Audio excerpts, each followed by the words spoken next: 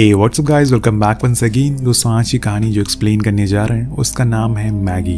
ये कहानी असल में दुनिया के अंत की है, जब चारों ओर एक वायरस फैल जाता है जिसे न जाने कितने लोग मर रहे हैं और कितने मरने वाले हैं। सरकार बहुत कोशिश करती है कि कैसे भी करके इस बीमारी का क्योर निकाला जा सके, लेकिन अभी तक उन्हें कुछ नहीं मिला है। और इसी बीच हम एक मैगी नाम की लड़की को देखते हैं जो अपना घर छोड़कर बाहर चली जाती है बिना किसी को बताए। अगले दिन जब उसके डैड सोकर उठते हैं तो वो अपनी बेटी को वहां पर ना पाकर बहुत ही ज्यादा डर जाते हैं और फौरन कार लेकर इधर उधर ढूंढना शुरू करते हैं, क्योंकि बाहर का माहौल बहुत ही ज्यादा खराब हो चुका है, उसकी जान भी जा सकती है। जॉन बहुत ही देर बाद एक हॉस्पिटल में पहुंचते हैं जहां पर किसी ने बताया है कि उसकी बेटी को वहां पर देखा गया है। वो चारों ओर उसे ढूंढना शुरू करते हैं और तभी डॉक्टर उसे एक वार्ड तक ले जाते हैं। उसे बताते हैं कि इसे आर्मी वालों ने यहाँ पर लाकर एडमिट कर दिया है क्योंकि ये इन्फेक्टेड हो चुकी है। अब इसकी भूख भी मिटती जा रही है, कुछ दिन इसकी भूख खत्म हो जाएगी और फिर इसको भूख लगेगी इंसानी मांस की, और तब हमें इसे मजबूरन क्वारंटीन करना होगा। जॉन अपनी बेटी की ऐसी हालत देखकर सोच में पड़ जाता है कि आखिर ऐसे कैसे हो गया।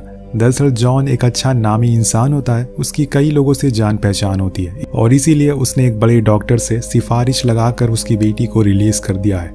लेकिन वो डॉक्टर उसे वार्न करता है कि आपको इसका पूरा ध्यान रखना होगा क्योंकि कभी भी कुछ भी हो सकता है। जब वो अंदर जाता है तो मैगी उसे देखकर रोना शुरू कर देती है और उसे माफी भी मांगती है कि वो बिना बताए घर से बाहर चली गई थी और उसकी ऐसी हालत हो गई। तो जॉन उसे बताता है कि उसने उसे हर जगह ढूंढा, लेकिन फिर बेन नाम का उसके दोस्त ने उसे बताया कि तुम्हें आर्मी वालों ने यहाँ पर एडमिट किया, अब हम घर चलते हैं जहाँ पर तुम अच्छे से रहोगी। तभी इन्हें बीच में रुकना पड़ता है क्योंकि जॉन को कार में फ्यूल डलवाना था। इसी बीच मैगी कार से उतर जाती है और वहीं गैस स्टेशन के स्टोर के अंदर चली जाती है। वहां पर कोई नहीं था, हर तरफ बस सामान बिखरे पड़े हुए थे, दूर दूर तक इंसान की कोई परछाई तक दिख नहीं रही थी।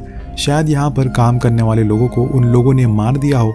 तभी वहां पर जॉन पहुंचता है और मैगी को ढूंढने लगता है जो कि स्टोर के काफी अंदर जा चुकी थी। वो उसे आवाज लगाता है कि तभी उस पर एक इन्फेक्टेड पर्सन हमला कर देता है और उसे मारने लगता, लेकिन जॉन सही समय पर एक रॉड उठा लेता है और उससे उसका गला काट देता है। वो फौरन मैगी को वहां से चलने को कहता है और यहाँ पर इन्हें ऐसे खुले में नहीं घूमना चाहिए क्योंकि हर तरफ बस ऐसे ही इन्फेक्टेड लोग भरे पड़े हैं। अब घर जाने पर वो अपने छोटे भाई बॉबी से मिलती है जो उसे पूछता है कि क्या वो मरने वाली है। तो वो कहती है कि नहीं, तुम्हें ये किसने कहा। वो बताता है कि उसके स्कूल में एक बच्चा उसी तरह ही इन्फेक्टेड हो गया था, जिसके कुछ दिन बाद वो एक जानवर में बदल गया और उसे लोगों ने मार दिया। क्या ऐसा कुछ उसके साथ भी होने वाला है। अब मैगी को जवाब नहीं देती क्योंकि सच्चाई तो उसे भी नहीं पता। वहीं नीचे उसकी मॉम इस बात से परेशान थी कि कहीं मैगी की वजह से उसके दोनों छोटे बच्चे इन्फेक्टेड ना हो जाए, और इसीलिए वो जॉन से कहकर उन्हें उनके आंट के घर छोड़ने को कहती है, जो कि उन्हें लेकर चला जाता है। ये सब मैगी देख रही होती है। उसे अच्छे से पता है कि जैसे जैसे दिन बीतने लगेंगे धीरे धीरे करके सभी अपने लोग उससे दूर हो जाएंगे क्योंकि वो एक ज़ॉम्बी में बदल जाएगी और जैसे कि हर किसी के साथ होता है उसके बाद उसे भी मार दिया जाएगा या फिर बंद कर दिया जाएगा। यहाँ पर सभी को उससे दिक्कत होती है, लेकिन एक उसके डैड ही थे जिन्हें उसकी फिक्र थी, इसलिए वो उसके पास आकर उसे खाने के लिए पूछते हैं क्योंकि उसने सुबह से कुछ भी नहीं खाया। लेकिन मैगी के दिमाग में वही सब चल रहा होता है, इसीलिए वो अपने डैड पर ही चिल्ला देती है, पर वो वहां से जाते नहीं है। उसके पास आकर बैठ जाते हैं और तब वो उनसे पूछती है कि आपने मुझे इतने दिनों तक ढूंढा, अगर इसी दौरान आपको कुछ हो जाता तो हम क्या करते। वो कहते हैं कि मैंने तुम्हारी मॉम से वादा किया था कि मैं तुम्हारी हमेशा रक्षा करूंगा और मैं उनसे किया हुआ वादा निभा रहा हूँ। यहाँ में ये पता चलता है कि मैगी असल में कैरोलिन की बेटी नहीं है, वो जॉन की पहली वाइफ की बेटी है, इसीलिए उसकी और कैरोलिन की थोड़ी बनती नहीं है। लेकिन जॉन के कहने पर वो खाने के लिए चली जाती है और वहां भी वो चुपचाप ही बैठी रहती है। तभी कैरोलिन की नज़र उसके घाव पर पड़ती है जिस पर बैंडेज नहीं लगा हुआ था, जिस वजह से वो उसे टोकती है। लेकिन ये बात मैगी को पसंद नहीं आती और वो खाना ही छोड़कर वहां से चली जाती है। और ये देखकर कैरोलिन को बुरा लगता है और अपनी गलती का एहसास होता है। वो उसे माफ़ी मांगती है और जॉन से कहती है कि उसे ऐसे मैगी को नहीं देखा जा रहा है, वो अंदर ही अंदर ख़त्म होती जा रही है। मुझे कुछ समझ नहीं आ रहा है कि मैं उसे क्या बात करूँ। अब यहाँ जॉन को भी कुछ समझ नहीं आता, लेकिन उसे थोड़ा पेशेंस रखना होगा, क्या पता वो जो दवाइयाँ खा रही हो उससे ठीक हो जाए। अब कुछ दिन बाद हम मैगी को बाहर झूला झूलते हुए देखते हैं, लेकिन तभी उसके सामने कुछ विजन आना शुरू हो जाते हैं जिसमें वो कुछ इन्फेक्टेड लोगों को देखती है जो औरों को खा रहे थे।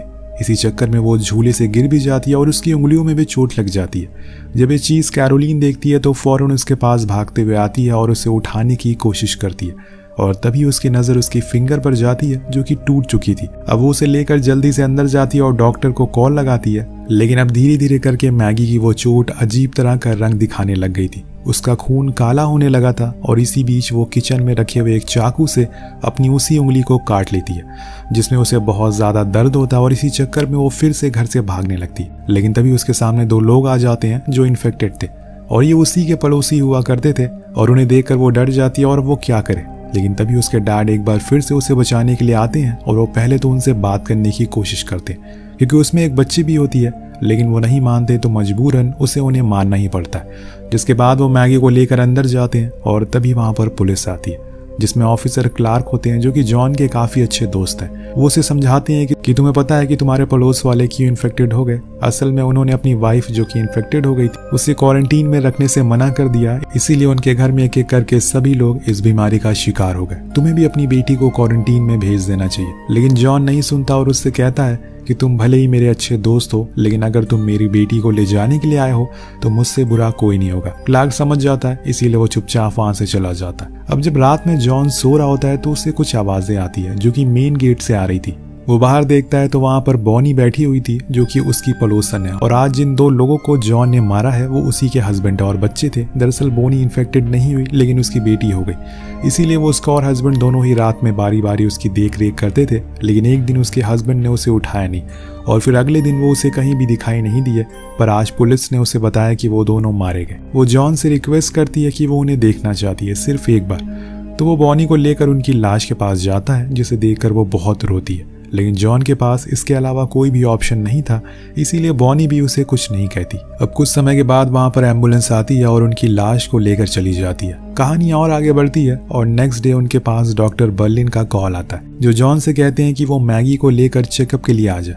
जहाँ जाकर वो उसे घाव को देखते हैं जो कि अब फैलता जा रहा है और फिर वो उसकी कटी हुई उंगलियों को भी देखते हैं। तब मैगी कहती है कि उस दिन उसकी उंगलियां अजीब तरह से होने लगी थी, इसीलिए उसने डर के मारे उन्हें काट दिया।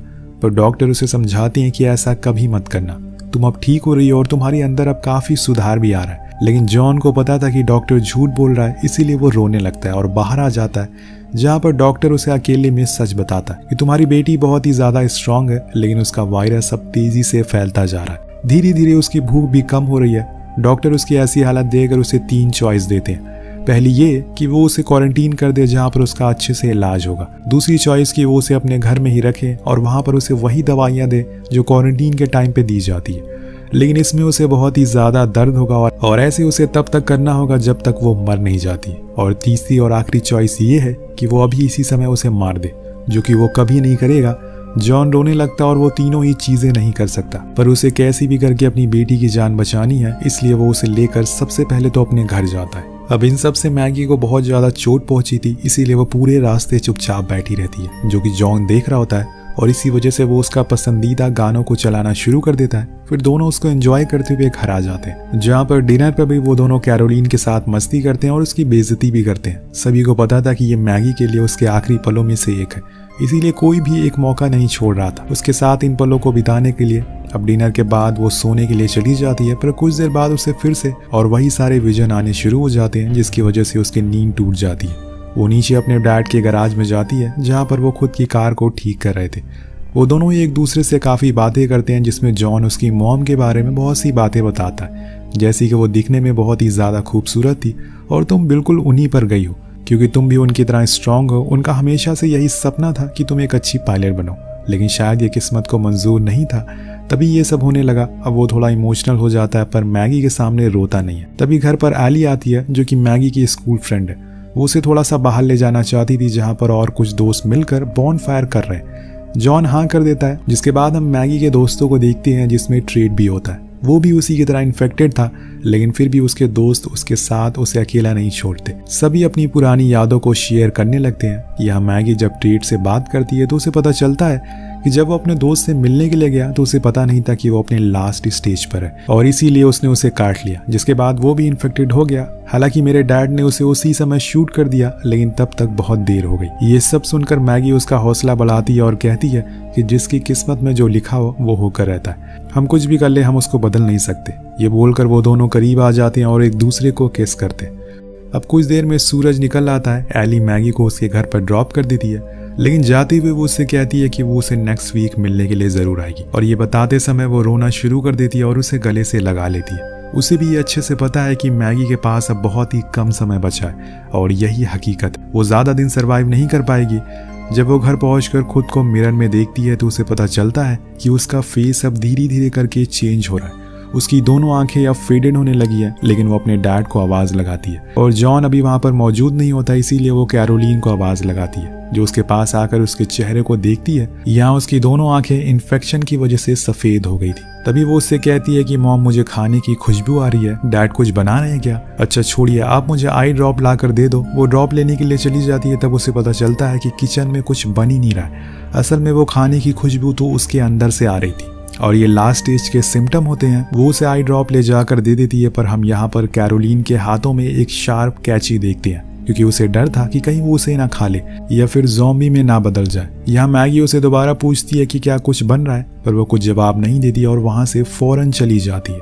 कुछ देर बाद मैगी के पास ट्रेड के डैड की कॉल आती है, जो उसे कहते हैं कि ट्रेड ने खुद को कमरे में बंद कर लिया है, उसे उसकी मदद चाहिए। तो मैगी फौरन उसके घर जाती है और उसे बात करने की कोशिश करती है। उसे गेट खोलने की कोशिश करती है तो उसके डैड परेशान हो रहे थे, लेकिन वो कहता है कि उसे अपने डैड में से खाने की खुशबू आ रही है, इसीलिए वो बाहर नहीं आ सकता और मैं क्वारंटीन नहीं होना चाहता।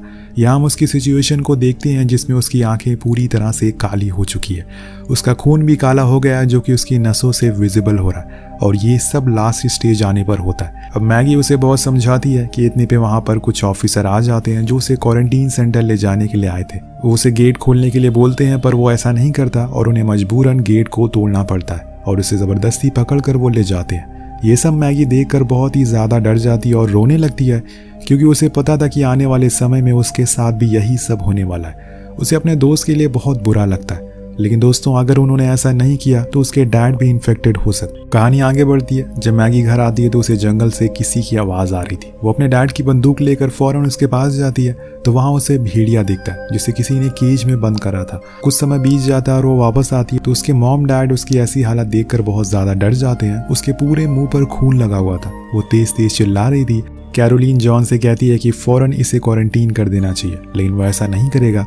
वो उसे सबसे पहले शांत करवाता और फिर पूछता है कि क्या हुआ। वो बताती है कि उसे जंगल में एक भेड़िया दिखा। पहले तो उसे फ्री करने की वो सोच रही थी, लेकिन फिर उसे उसके अंदर से खाने की खुशबू आने लगी, इसीलिए उसने उसे मार कर खा लिया। ये बताते हुए वो रोने लगती है और उसके डैड ये सुनकर भी रोने लगते हैं और उसे फौरन संभालते हैं। जॉन उस भेड़िया के पास जाता है और उसे पूरी तरह से मार देता है ताकि वो ज़ॉम्बी ना बन जाए।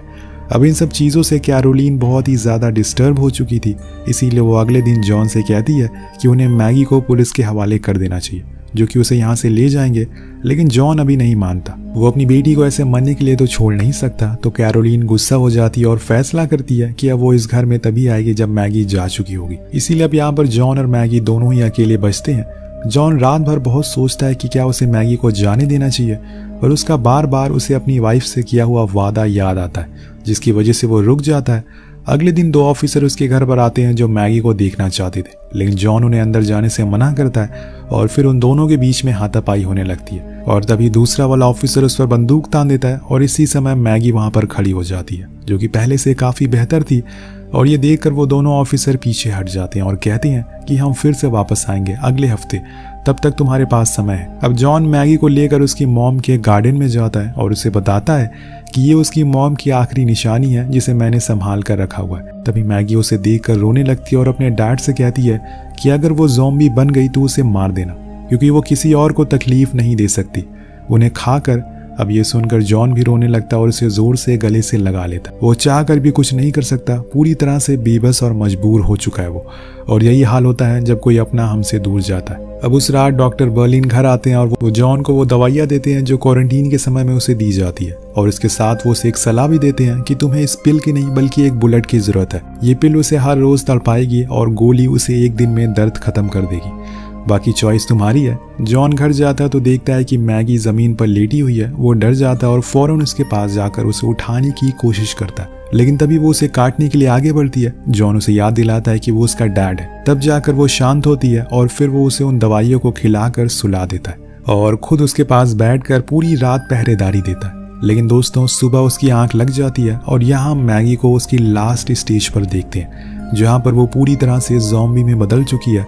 उसका शरीर अब पूरा काला पड़ गया है। वो जॉन के पास जाती है और उसे सूंघती है, उसे खाने ही वाली होती है, लेकिन तभी वो रुक जाती है। उसके अंदर अभी भी इंसानियत कहीं न कहीं जिंदा थी। वो अपने डैड के सर को चूमती है और वहां से बाहर आ जाती है। यहाँ से वो सीधा छत पर आ जाती है और वहाँ खड़े होकर अपने उन दिनों को याद करने लगती है जो उसने अपने बचपन में अपने मॉम डैड अपने छोटे भाइयों के साथ बिताए थे। अगले ही पल हम देखते हैं कि उसकी आंख काली हो चुकी है, मतलब अब समय आ गया है, और इसी पल वो कूद कर खुद की जान ले लेती है। उसकी खूबसूरत जिंदगी के साथ साथ इस दर्द भरी कहानी का भी यहीं पर अंत हो जाता है। तो दोस्तों, ये कहानी हमें दिखाती है कि जब कोई हमारा अपना हमसे धीरे धीरे करके दूर जाता है तो कैसा लगता है। और ऐसा ही कुछ हाल कोविड के समय हुआ था, जब बहुत सारे लोगों ने अपने परिवार को खो दिया, वो अकेले हो गए। वेल, आपको कहानी कैसी लगी नीचे कमेंट करके जरूर बताएगा। मिलते हैं अगली वीडियो में। Peace out.